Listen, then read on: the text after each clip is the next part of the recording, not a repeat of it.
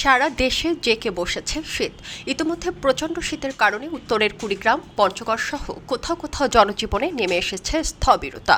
হিম শীতরে ঠান্ডা থাকতে পারে আরও কয়েকদিন। গতকাল দুপুরে তাপমাত্রা সামান্য বাড়লেও আজ থেকে আবারও তাপমাত্রা কমছে, যা আগামী বছরের জানুয়ারির 2 তারিখ পর্যন্ত আরও কমতে পারে। এর সঙ্গে পড়বে ঘন কুয়াশা। আজ বেলা 9টায় আবহাওয়া অধিদপ্তরের সর্বশেষ পূর্বাভাসে এসব কথা জানানো হয়েছে। তথ্য অনুযায়ী আজ সকালে সারা দেশের মধ্যে সর্বনিম্ন তাপমাত্রা ছিল কিশোরগঞ্জের হাওড়াঞ্চলের নিকলিতে 10 ডিগ্রি সেলসিয়াস।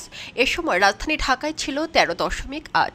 বিভাগীয় শহরগুলোর মধ্যে রাজশাহীতে তাপমাত্রা ছিল 12.4, রংপুরে 13, বরিশালে 13.5, ময়মনসিংহে 13.6, সিলেটে 14.5, চট্টগ্রামে 15.7 এবং খুলনায় 13.5 ডিগ্রি সেলসিয়াস।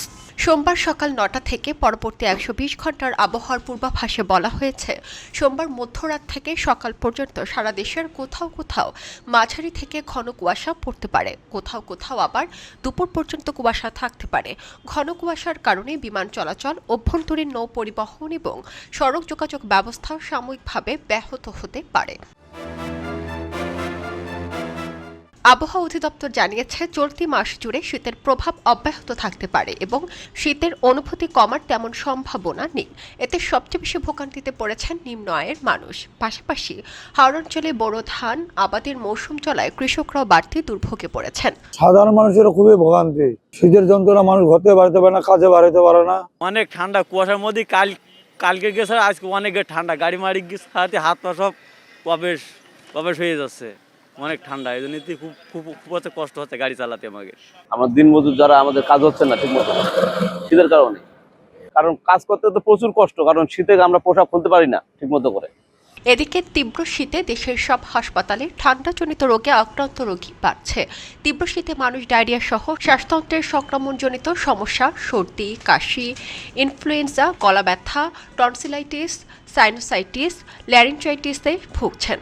আর এই শীতের জন্য ধরেন বাচ্চাদের সাবধান থাকা উচিত, এবং কোনো কিছু বাচ্চাদের যদি কোনো সমস্যা হয় তাদেরকে আপনার ডাক্তারের সৎ পরামর্শ নেওয়া উচিত, এবং যারা বয়স্ক মানুষ এবং যারা অ্যাজমার রোগী তাদেরকে খুব সাবধানে থাকা উচিত বলে আমি মনে করি। চিকিৎসকরা বলছেন, প্রাপ্তবয়স্কদের চেয়ে শিশুরাই শীতকালীন রোগে বেশি আক্রান্ত হচ্ছে। হঠাৎ তাপমাত্রার পরিবর্তনের সঙ্গে মানিয়ে নিতে না পারায় তাদের রোগ প্রতিরোধ ক্ষমতা দুর্বল হয়ে পড়ছে। জ্বর, সর্দি, কাশি, শ্বাসকষ্ট ও অ্যালার্জিজনিত জটিলতা শিশুদের মধ্যে বেশি দেখা যাচ্ছে। এ পরিস্থিতিতে বিশেষজ্ঞরা শীত থেকে সুরক্ষায় সতর্ক থাকার পাশাপাশি শিশু, বয়স্ক ও অসহায় মানুষের প্রতি বাড়তি যত্ন নেওয়ার আহ্বান জানিয়েছেন। খবরের কাগজ, নিখাদ, নির্ভীক, নিরপেক্ষ।